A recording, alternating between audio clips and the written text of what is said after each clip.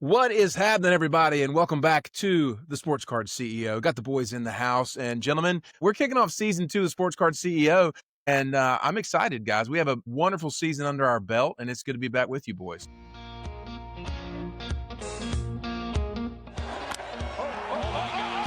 Did he get another one? Oh! Gallo's on his way back. He got it! Santa Maria! Lindor again! There it is! He did it! A 40-70 season and a season unlike any other in Major League Baseball history for Ronald Acuna Jr. There's a drive to right, off the bat of Evan Carter, and what a postseason he is having. He hits this one hard. He hits it a mile to left. Mike Trout has ripped a home run. What's up, guys? This is Mike Trout, and you're listening to Sports Card CEO with Kern, Bubba, and Hand.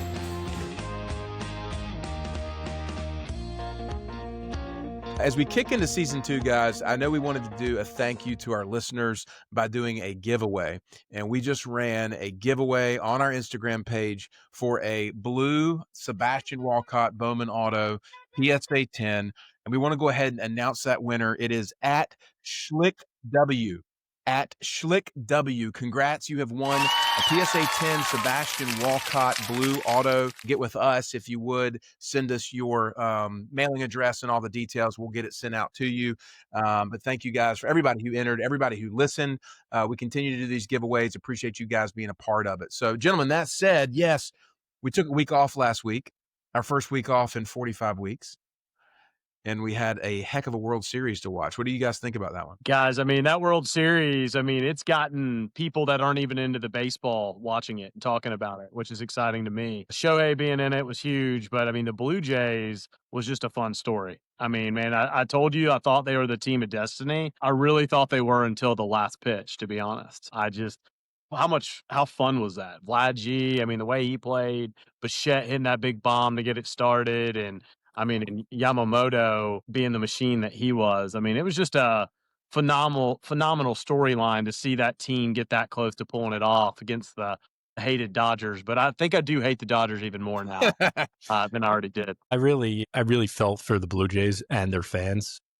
Yeah, I could just feel what they were going through at that time. I mean, that is just, it's gut wrenching, like heartbreaking. And it's not even one of those things where you could say, well, they beat themselves. They have nobody to blame, but like that, it was just unlucky, man. Like the Dodgers, I mean, credit to the Dodgers too, but I mean, the Blue Jays were a good team. It just felt like they were that team of destiny that they just didn't get there. Like something didn't go right that was supposed to go right. You know, it went wrong, and it still doesn't feel right to me that it went wrong. But they're a hell of a ball club, and I'd love to say like we'll see them back there again, because I said the same thing about my Mets in 2015 when they had, DeGrom and Harvey and Syndergaard and Wheeler, and I'm like they'll be back, and look, they never made it back to the World Series, and that's why it's heartbreaking. You just never know with baseball. They went from last place team to losing Game 7 in the World Series next year. I did see a stat yesterday. Did y'all know? We'll get right back to the World Series.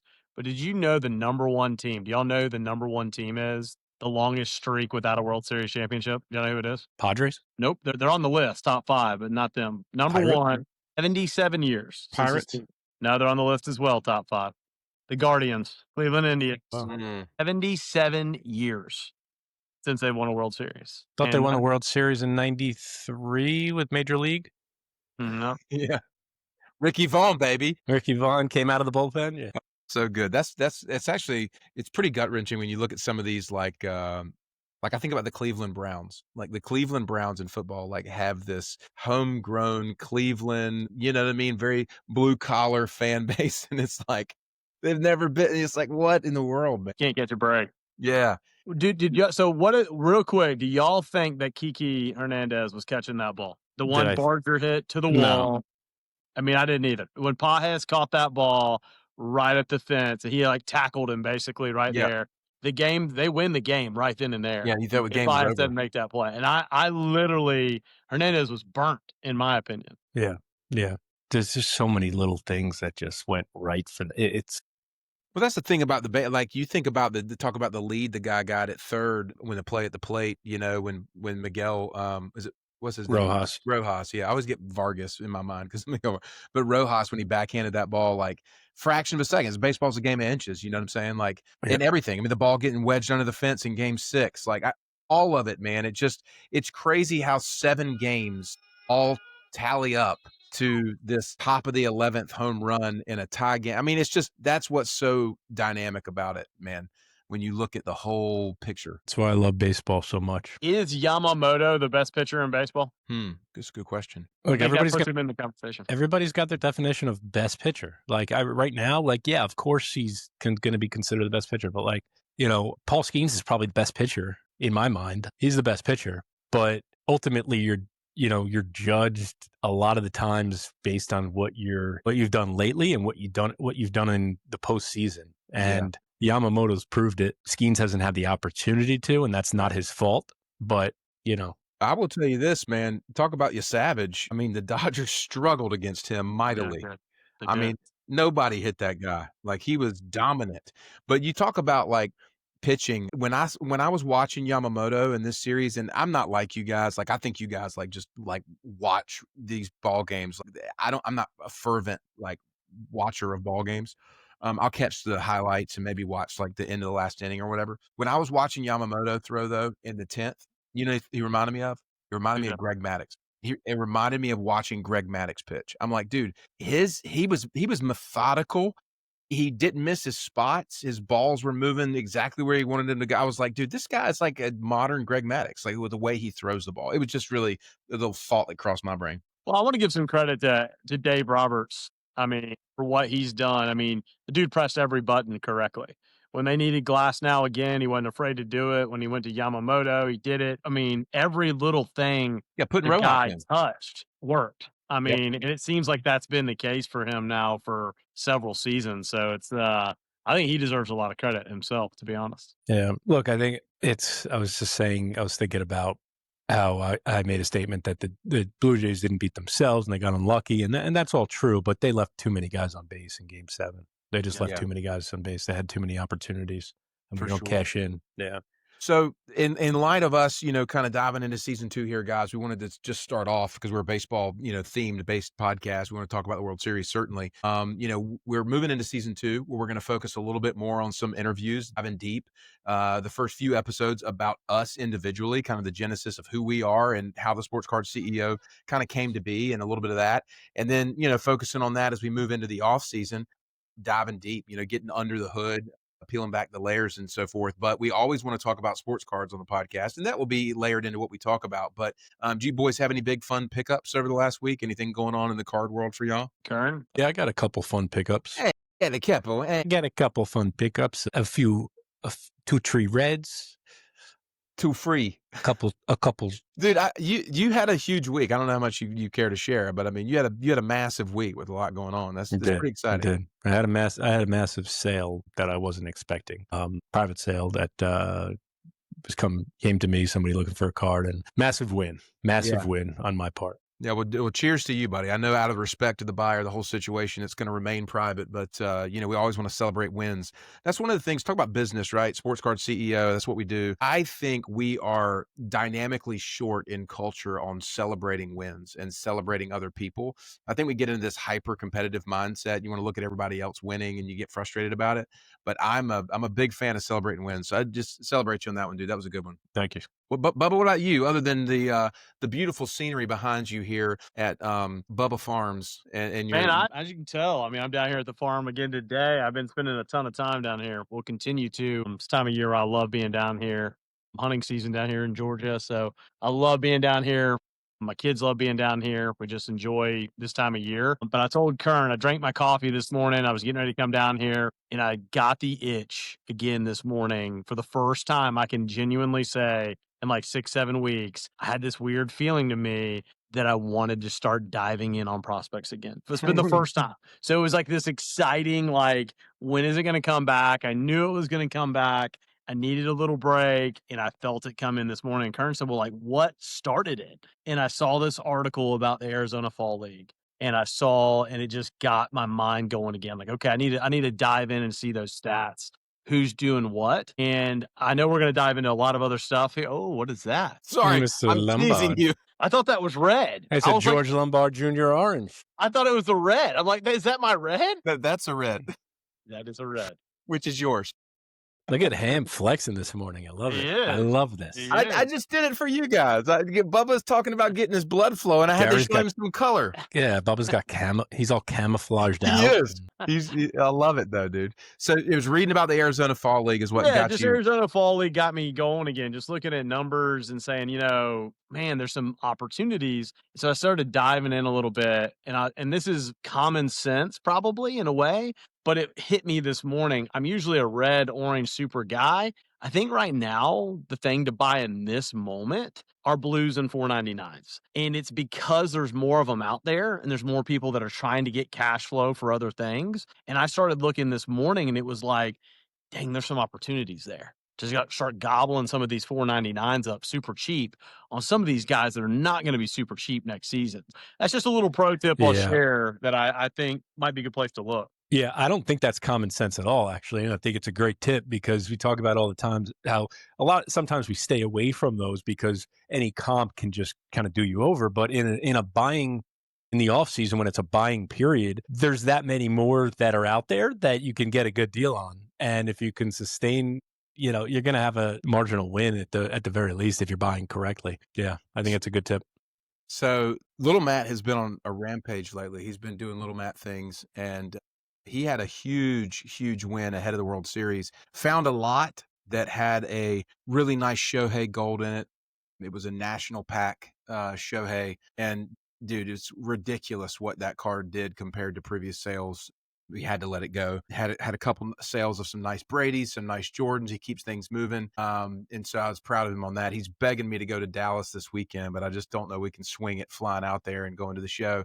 But I have to show you boys, this is a big Matt pickup. This is one I've been looking for a moment. Bought my first card on Fanatics Live auction, or not Fanatics Live, but Fanatics Collects last night.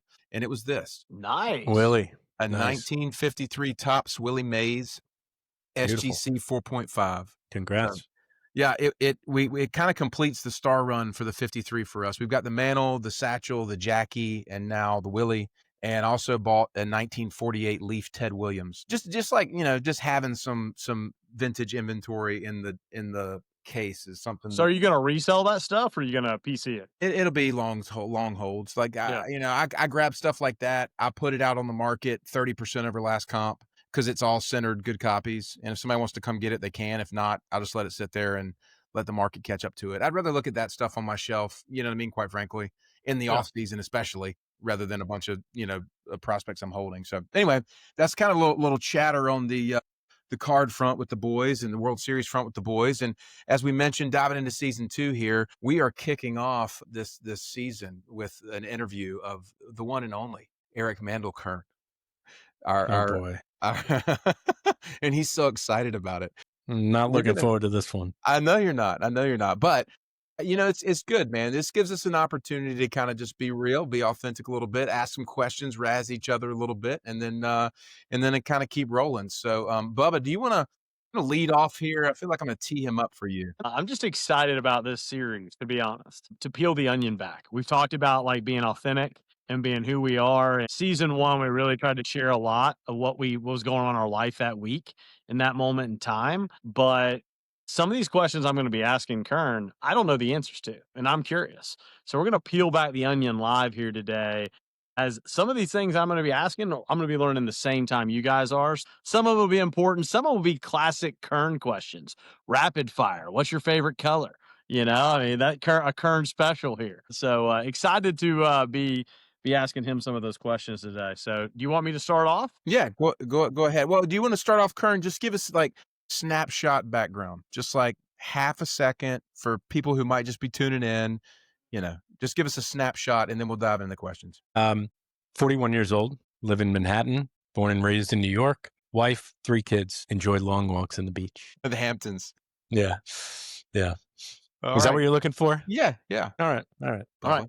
Go Good live. talk, guys. Good episode. Yeah. Question number 1, Kern. everybody hears the horns in the background. Have you always lived in horn territory? You always lived in Pigeon Land, New York? No, I grew up on Long Island. Then after college, I actually moved out to Los Angeles, and I lived there for 8 years. And I moved back to New York in 2013, and I've been living in the city since. So we're just diving in here. Where'd you go?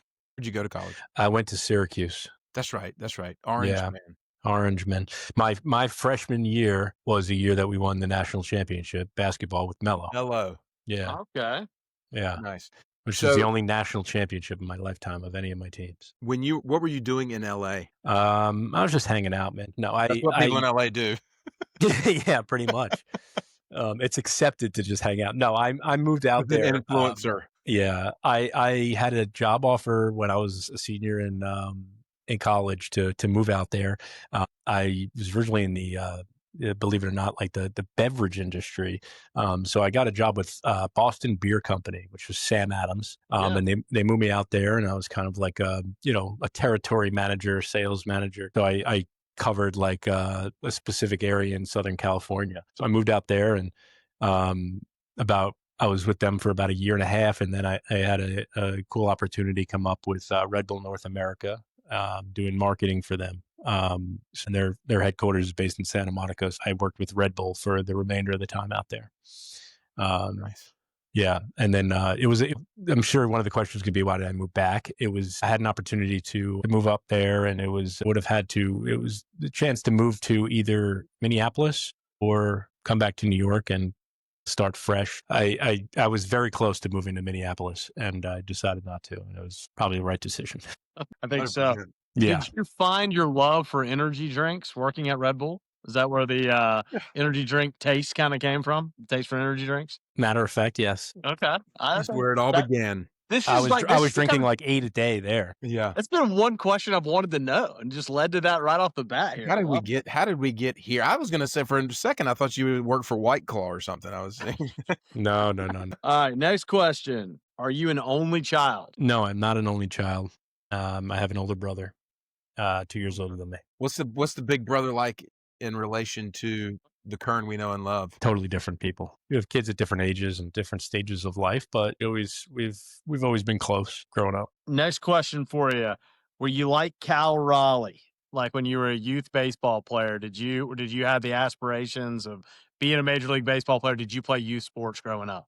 Did you play youth league baseball? I did. I played youth league baseball, played everything. I mean, I played basketball, lacrosse, and baseball. And I had to make a choice when I got to junior high, baseball or lacrosse. And I chose lacrosse, and it was one of my biggest regrets from a sports perspective. Basketball is always my number one. I played AAU ball.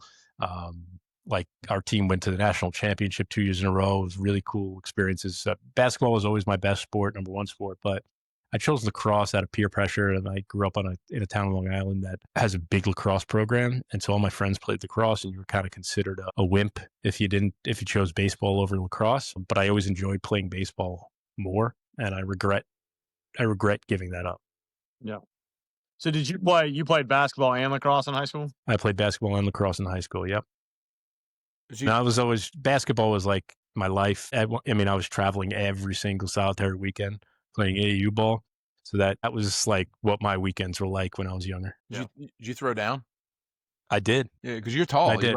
Were you 6'3", 6'2"? 6'2". Yeah. Yeah. I mean, I wasn't doing it during games or whatever, but okay. Yeah. But I had some hops. Yeah. Ham, did you throw down? Yeah. I mean, I'm 6'3". I mean, again, it wasn't like. Well, it's not a given for a 6'3" white boy. It wasn't like worth writing home about, but I mean, we could get it in the bucket. Yeah. All right, Kern, another important question people want to know. What's your favorite food? That's a good question. My favorite food is, where you going, cuisine, or should we be specific here? You can just tell us exactly how you feel about food. Italian food is my number. I mean, there's nothing better than a delicious chicken parm. I like that. Give me a chicken parm, a good chicken parm, and I'm very happy. So when we come to the city, where are you taking us for chicken parm? That's the question. It's a good question. I don't know. The best chicken parm I've had is in L.A., actually. Surprisingly, Dantana's in L.A. It's the best chicken parm I've ever had to this day. I love chicken parm. Yeah. Chicken parm, you taste so good. Do you remember that Peyton Manning commercial? Yes. Chicken parm, you taste so good. A new one for me right there. That's Kern's like life song there. Yeah. And we know you travel to the Hamptons, but outside of that, what's your favorite place you've ever been? I would say Capri, Italy. Yeah. Capri. That's my favorite place. It's just awesome. It's a dream. It's a dream. On an island in Italy, great food, great weather, just great everything. It just feels like you're in a different world. And you could travel anywhere from there. Yeah. That's my favorite place. When did you go there? I went there in 2016. I'm trying to think if I went another time, but 2016. Did you stay for like 2 weeks? Stayed for a week and did a week on the Amalfi Coast, but I wish I had done 2 weeks there. I want to go there, man. You need to give me some tips when I go. Yeah, it's amazing. Bubba, I'm going to take. I know you got more. I'm going to rotate in here. I'm going to throw some.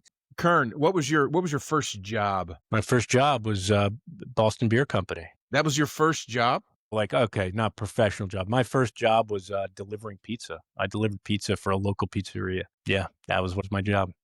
That's what I did. So again, if you could go back to, how old were you when you were delivering pizza? Man, I was probably 16, I guess, 17. Right. So on the back end of that 20 years, if you could go back to that 16-year-old kid delivering pizza, you had to give him one little tidbit. You got to ride with him for one delivery. You wanted to say, hey, kid, like this is Back to the Future. Marty McFly gets to go back and he gets to give one piece of advice. What are you giving?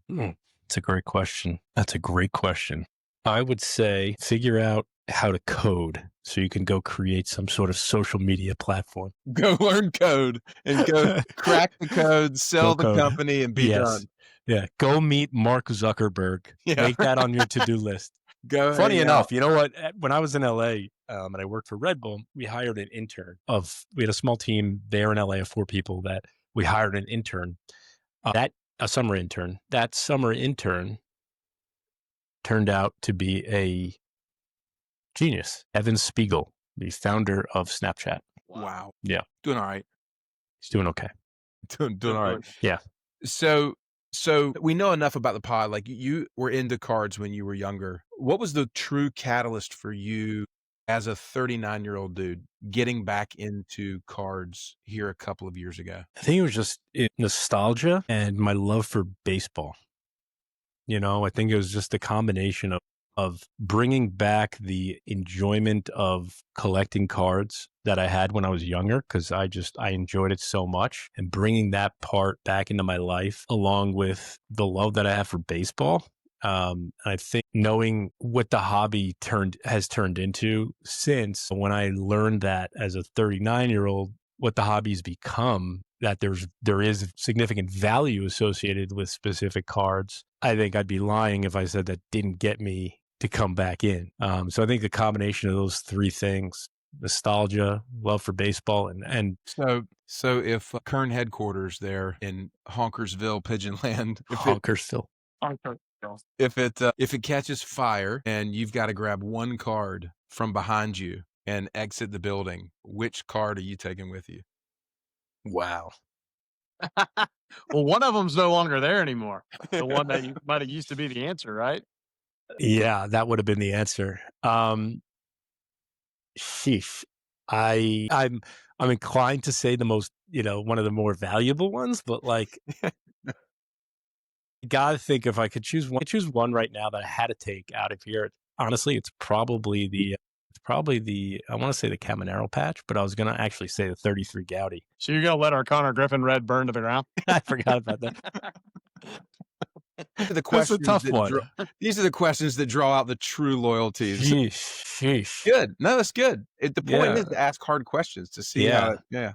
All right, Bubba, back to you. Well, I hope I'm not boring everybody here. I hope we're going to lose hey, I don't care if anybody else is bored. Bubba and I are having a good time, so they can tune back in next week. That's all I got to say. Bubba, keep going. People know that you love to go to the zoo, okay?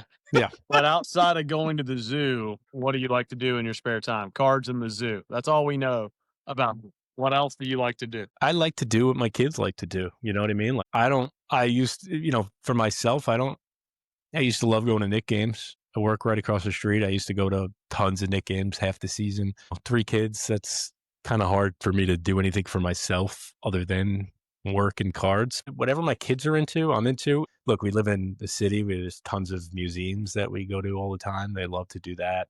We go to the Madame Tussauds Wax Museum here in the city. We go to the Natural History Museum, which is right by us. Look, I love to get the kids out to Central Park, go to the playground, have a catch, things like that. What are your that's kids' it. ages again? They're 8, 4, and 2.5. So are they like at ages, like, do you feel like, I say this as a dad to 5 kids, do you feel like they're at ages where like you can genuinely enjoy things with them yet? Yeah. Well, I mean, I guess define genuinely enjoy. Like, yeah. Like, I just remember there was a point for me when I had younger kids. It was like, I'm Yeah. with you guys, but this is like demanding and I'm not really enjoying, like, you know what I'm saying? yeah, This yeah. moment. My 8-year-old for sure. I mean, he's a big boy. Like, we can genuinely enjoy things together, like, meaning like he'll appreciate where we are, what we're doing. If we go to a game or, we go on vacation, like he's like, he could be like an adult, like sitting at dinner with him, Yeah, well, it's like I've had that experience with little Matt, especially. It's like once we got into cards and like we're traveling to New York or traveling to Chicago and we're doing this kind of stuff, and the twins got to go with us this year, and we're like, at the the party, the Tops party or whatever, at the Morton Steakhouse, and I'm like, this is really cool. But then I think back, like, man, I also remember like just going to the park with the kids. And back then I didn't appreciate it. You know what I mean? Because it was like, oh my gosh, you fell off the slide or the swing, or whatever. Yeah. It's like, I can't wait till we can go to Morton's and have a steak. But now we're at Morton's having a steak and I'm going, gosh, man, like, you guys want to go like swing a swing? And Yeah. So anyway, that's just a little side note for me. Yeah. No, I enjoy everything I do with them, but yeah, I mean, with the younger ones, it's definitely, there's more work to it. It's a lot of work. Yeah. It's tough. It's tough being a parent. Yeah, I mean, it's easy to be a parent, but it's tough to be a good become parent. a parent. Exactly. But it's hard to be a good parent. Yeah. All right, Bubba, I got a zoo question while you're on the I got a zoo question. Ask the zoo question. I got a ton of questions though. Yeah. Okay, Kern. Yeah. If you could be any animal, what animal would you be? A monkey. Just so you could get away with stuff and like, oh, it's a monkey. Yeah, just like throw my shit. That's what they do at the zoo. They just shit in their hands and they throw it. Fascinating. They get away with everything, the monkeys, and they're like humanized, and like they're so funny. and they're so cute too. They can get away with it, whatever. Funny. They get away with it. Yeah. Man. Gosh, What would you be? What would I be? Yeah. He's turning the script here. It's not my episode yet. I'm gonna pull a trout. Let me ask you guys. Let me ask you a question, guys. I would. Ooh. My gut instinct was a grizzly bear, but my backup thought was actually an eagle, because I would freaking love to fly. That's a good one. All right, Bubba. You want to know what animal I'm going to be, or do you want to know? Well, we're doing this, yeah. So what are you? Not a deer, because you would be in the crosshairs. I want to be a donkey for obvious reasons. A donkey. You are a donkey. I want to be a donkey. We'll keep it simple here, boys. Want to be a donkey. All right. Back to the episode. What is your biggest fear, Kern? Ooh, yes. Biggest fear. My biggest fear. Yep. Oof, that's tough. I mean, country. No, I mean, how granular do we want to get here? You can get as granular as you want. I mean, you can say several things that are fear. Like, what's your biggest fear? What keeps you up at night? Well, right now, I mean, what keeps me up at night is my kids not being happy. I mean, like that's it. Like, you're only as happy as your saddest child. And it's going to sound cliche, but like, that's the truth. That's what keeps me up at night. If we're talking like, what's my biggest fear, like an animal or some sort, like something like that. Bats. I'm terrified. I'm absolutely terrified of bats. Birds in general, I used to hate, but we now own a bird. My oldest son loves birds, so I had to like man up in that respect, and we own a bird. We've been through 7. We're bird killers. So the bird's name is Gerald, but I call him Gerald the 7th because everyone's been Gerald, so he's Gerald the 7th. Our pets' heads are falling off. Yeah, pretty bird. It's a parakeet. Yeah, bats. It's like one of those unrealistic fears. So like, but when I was a kid, like at camp, we had bats in our bunk, like that would come in and just fly around, and it was terrifying. So I've been haunted to bats since. Loves monkeys. Good hates material. bats. I think another big fear, which is probably everybody's fear, is like dying in a plane crash. Plane crash. You fly a lot too, don't you? Good amount. There was a time where I was like really, really scared of flying, and I would have to like, take something. But again, since kids, it's like no, I have to be the adult and man in charge here, and they're going to be scared. It can't be me, obviously. But like Pretty that's soon always you're going to been be like commuting to the city in like a one-man little winged like Batmobile. I saw that they're selling those things now, dude. Like $250K. You're like flying around in a drone. Oh, Jesus Christ. Yeah. So flying, yeah. No wonder he doesn't want to meet up with us and fly to shows, Bubba. It makes information now that I It's didn't coming know together. before. Look, It is. It really is. All right. Best investment of your entire life. Best investment you've ever made. It could be a card. It could be a certain stock. It could be a business. It could be crypto. It could be anything. The best investment, you could say right now, I made this investment and this paid off the most. my wife. Whoa, nice. Come on, what a good husband I am. Nice. How long have you been married? 10 years. 10 of them. Yeah, 10 years. It's a good one. Bring that question back, Bubba. All right. Like, as being a guy who does not do city life, like every time I come to New York, it's so like overwhelming to me because it's just so demanding on your senses. Like it's all the above, right? It's sights, it's smells, it's A lot of sound. stimulation. Yes, it's constant stimulation. So do you experience that on a daily basis, or do you get into a mode where you kind of like become numb to that experience? You become numb to it. Things that are not normal to others that don't live here are normal to me that don't even, you don't even pay attention to. Walking down the street, seeing some weird stuff, like that's just normal. It's normal, unfortunately. But yeah, I've become completely desensitized to all that stuff, sadly. But like for example, like when I lived in LA and I would come back here to visit, it was culture shock to me. Yeah. Like probably not even as bad as not bad, but completely different than the way you feel because I was used to it at one point. So I can't imagine like somebody coming in from the outside, the amount of stimulation and weird stuff that goes on. Yeah, 100%. Yeah. Yeah, I always remember one of my favorite documentaries was the Defiant ones. I've mentioned it on the show before, but Tom Petty was being interviewed, and when he brought Jimmy Iovine out to LA to produce Damn the Torpedoes, that album, he said that Jimmy Iovine was staying in a house and he called Tom Petty in the middle of the night and he's like, man, I'm sleeping out here in the woods and I'm hearing all these sounds. And he's like, you're not in the woods, man. You're in Santa Monica. And he's like, I've only lived my entire life in an apartment. He's like, I've never lived. And he's like, I've never heard any of these sounds before. And it tripped me out because I think he grew up in Red Hook. Is it Red Hook, Brooklyn? Is that? Yeah. Yeah. Yeah. I think that's where Jimmy Iovine grew up. And it was just always fascinating to see that kind of culture difference. Yeah. Yeah. I mean, you get used to sleeping through horns, everything. I mean, yeah. All right. I'm going back to the business question. What would be, so the show, Sports Card CEO, right? All three of us, we haven't touched on the business thing yet. My question is going to be on this. You're a CEO, owner of your own business. What's your best piece of advice to people that want to own their own business? People that are out there and say, you know what? I want to own my own thing. I want to be my own boss. What's the thing you love about it the most? What's the thing that is the toughest part of it? And what's your best piece of advice? Stay organized, put the right people in place, and continue to work hard as if it's your first day. Always, every day. Don't let back. Like you can't have. Like I still work every day as if it's my first day, and trying to get something up off the ground, up and running.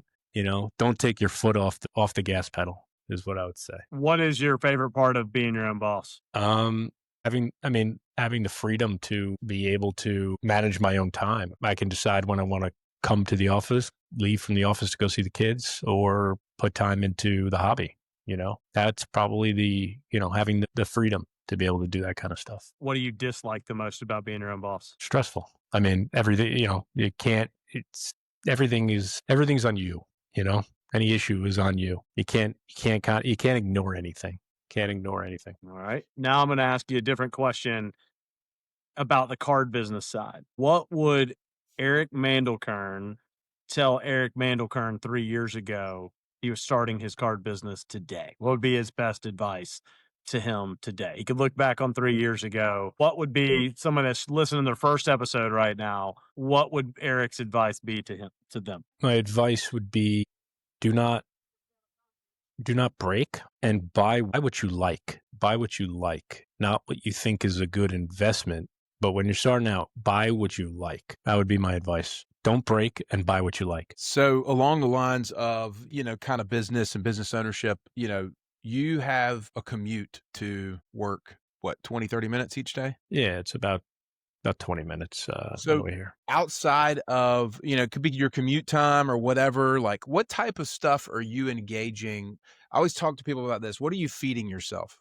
Right? We all eat stuff physically to fuel our bodies, but what kind of stuff are you feeding yourself from a perspective of like your mind, you know what I mean? Your self-improvement, personal development, whatever. What are you eating? Well, so on the way to work every morning, I drop my middle son off at school. And then I have about probably 15 minutes to myself before I get to the office. In that time period, I'm reading the news, as much news as I can. Either the Post or the Wall Street Journal or the Times, while I'm listening to some sort of podcast. I mean, the podcast that I enjoy, for the most part, it's a Mets podcast that's year round. So like I'll listen to that because it's kind of like my escape while I read the news. That's kind of really, or occasionally I'll put on some music for those 10, 15 minutes. But if I'm listening to anything or I'm doing it, I'm listening to my Mets podcast.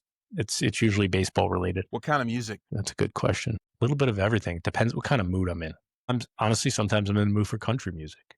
Sometimes in the mood for some classic rock. It really just depends. I've never been like a big music guy, like where I like had a band that I like would follow around or go to concerts. Like I've never been a music guy and concert kind of guy.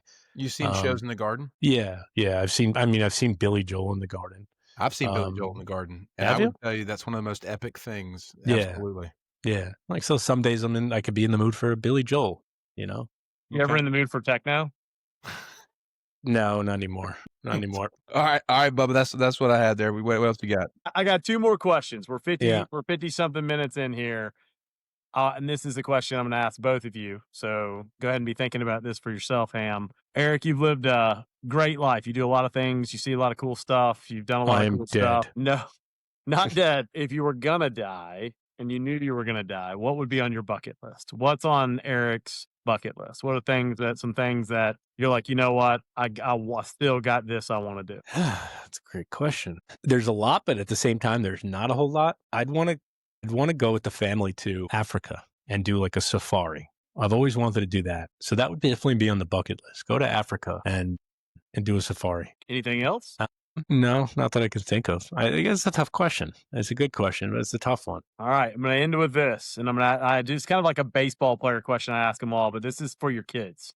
I think the coolest thing about this show, one day we're going to look back on this, and in 15, 10, 20, 30, 40 years, your kids are going to be able to look back on this. So if your kids were looking back on this right now in 10 to 15 years, what are you giving them right now? The best advice to your kids when they turn 18 years old about being an adult in the world that we live in and where they're at. What's your advice to your kids 10 to 15 years from now, right now? It's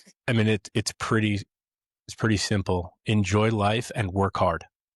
That's it. Enjoy life and work hard. Always work hard, but enjoy life. One thing about myself I should mention, my personality, as you guys get to know me, I seem to think that my personality, that my sports teams have had a lot of impact on who I am as a person. And it might sound silly, but I'm a Mets and a Jets fan and a Knicks fan. And as you know, those teams have not had significant success. Growing up in the 90s as a Mets fan, when the Yankees were in the middle of a powerhouse, and growing up with lots of Yankee fans, it had a significant impact on who I am. I live like this negative sports person and whatever. So like I've always been like a pessimist when it comes to that kind of stuff. And it had transferred over into my real life. And I've made a conscious effort in recent years to not be that pessimistic person, not try to have that transfer into life. But that's always been who I am. And I attribute that to being a Mets and Jets fan, as silly as that might sound. But I think your sports teams can have effect on who you are as a person and the way you perceive things in life. So a good piece of advice to your kids is don't do that, right? I mean, The piece of advice is don't be Mets and Jets fans. hey, by the way, you've handled the Mets end of the year thing like really well. Like, I mean, honestly, I mean, like, I feel like it hurt you obviously right there as it happened, but I don't feel like you've been harboring any kind of pessimism. No, you know what? I think I thank this podcast for that, and cards as well, because like it's helped me manage my emotions from that standpoint, because like a lot of my passion for the sport comes less from like I still have passion for the Mets, right? But like it comes from like my card investments, and I get to follow players emotionally throughout the minor leagues and major leagues, like not just the Mets but other players as well. And like this podcast is taken away my, I don't want to say my passion, but like it takes away pressure. Like more thought comes into this now, you know what I mean? Like there's more important things in life, and they're still my number one. Like I'm a number one fan. I'm always going to be a big Mets fan, but it's less emotional when you have other things to worry about in life. Yeah. One question you guys didn't ask, and you wouldn't ask it, but ask me, do my best impression. Oh, yeah. Oh, Okay. yeah, do that. Kern, Because I think I do a pretty good one. Go ahead. Kern, what's the best Yeah. impression you have in your repertoire? Well, there's a movie. You ever seen the Howard Stern movie called Private Parts? No. Then you guys aren't going to find this funny. But some of our listeners, if you've seen the movie Private Parts, there's a guy that works for NBC that got, that when Howard signed the deal at NBC, they call him Pig Vomit because he looks like a pig and he makes him want to vomit. So they call him Pig Vomit. He works for NBC, and he would always like get on Howard about how he like sent the call letters. Like, Howard would go like WNBC, and Pig Vomit would go, Howard, you got the call letters all wrong. It's not WNBC, it's WNBC. WNBC. Is WNBC. It's funny, like that whole thing about you, Kern, where like you do little voices and impressions. That's something I picked up on really early. Like we were recording an episode, and all of a sudden, out of the blue, you just went like, "Hi, yeah, boy, say boy," and I was like, "What the heck was that?" I was like, "Kern does he's got a little repertoire of impressions back there." This must be like a show like talent, because Ham, you got the same thing, and Well, I have the same thing here hidden away, boys. Never I know. showed it. Well, it's funny. So a couple years ago, before you guys knew me, this while we're on this topic, I actually created an alter ego on Snapchat called Frank. What? Yes. What the? Yeah. No, seriously. I created an alter ego on Snapchat named Frank, and what? He would just comment on life, but it was, "Can I be Frank?" And so he like the Frank voice, like, "Hey guys, it's so good to see you today. It's amazing." And it was like, you know what I mean? Like that was the voice, y'all. I would go to like into Halloween stores and like try on the masks and talk about how obnoxious Halloween has become. And dude, these videos got thousands of views. And I have a constituency of people who still follow me online asking me to revive Frank. Can we see some Frank? Can we see these hidden videos? They're out there. Wow. They're out there. Yep. I'll have to break them we got to find this. They're out wow. Kern, But get anyway- your people on this. Anyway, the funny thing is like it came from growing up watching Robin Williams, Eddie Murphy, Richard Pryor. And I was fascinated by these guys that did these impressions and these voices and stuff. And so like, I've always been in that world where I like have 4 voices in my head at any given time. Are you a ventriloquist? No. He's schizophrenic. And some people, namely in my family, do not find it funny at all. And so it's like this repressed side of me that's like, I want to can't see do it in these public. videos. How do we get to these, Ham? I'll send them to you. I'll send some to you. Tell the viewers how they can see it. They Oh might my want to see it. gosh. I'll send some to you. All right. Wow. See it. So boys, this has been a lot of fun. We're kind of getting in our mark here. I appreciate this. Regardless, I mean, we're here for our viewers and our listeners, right? We don't want to be like insensitive, or we don't want to not give them what they want. But like for me, I like real stuff, and this was super real for me today to be able to just chat with you guys. We spend so much time together on this pod, and to not know each other on a deeper level, if it satisfies that, I think it's really, really positive. So Kern, I appreciate you being the first one batter up in the leadoff spot to give us this thing. But I will say this last question from me. When you started this podcast, because you're the one that kind of was the genesis, the idea guy behind this podcast, you reached out to Bubba, then y'all reached out to me. What would you have hoped to have accomplished with it versus where you feel like we are now? Man, I think we've accomplished everything and more than what I set out. I mean, this started with Bubba and I would talk all the time on a daily basis. At one point, we're like, why don't we just put this on the mic? You know what I mean? Like these conversations that we're having, I think people would find value in it. Like we're buying some of the biggest Bowman cards out there. We're talking the market. We're like, why don't we just broadcast these conversations and then we reached out to you and like, I don't think I didn't really have a goal at that point of like, we're going to make this, we're going to have X number of listeners or we're going to have like, I had no idea. Like it was more just like, I think we should just record our conversations, and I think people would have interest in it. So I got to say like it's surpassed expectations because I didn't really have any. And it's still enjoyable and it's still fun. And we've always said it from the beginning. It was like, let's just have fun and talk. And that's what we're doing right now. And that's what we've continued to do. And we've had some great guests on, and I think we're bringing great insight to the people in the hobby in the Bowman world. We're going to continue to do that. And not going to sell ourselves short on anything, but like I'm also not going to I'm not going to make us any sort of like crazy goal here. It's just continue to have fun and grow the listener base. I'm looking forward to those daily weekly calls again, Kern. This baseball season's coming up, man. It's right around the corner, boys. We've literally for us, I think it's been our teams, for me, for example, the Braves have been out of it forever. The Mets, obviously, and the playoffs came kind of reawoken us both. But from a prospecting side, we've both been kind of sitting back, and Ham, y'all have been too. So, I mean, I feel like all of our batteries are going to be charged up here. And as we hit December, January, I mean, it's going to be a lot to talk about. Yeah. 100%. Yeah, we got free agency coming up, in December, and then once the new year comes, it's pitchers and catchers right around the corner. Yeah. Have you seen what Valdez has done in the Arizona Fall League? Have you seen him? Yes. He has been murdering the ball. Yeah. Murdering the ball. The other guy that has, we have his super together. It's good news. Seaver King. Ooh. Seaver King. Okay. First round draft pick that everybody's kind of forgotten about. Mm-hmm. So a lot of that stuff to be talked about again. I love this time of year coming up. And actually, little Matt texted me the other day.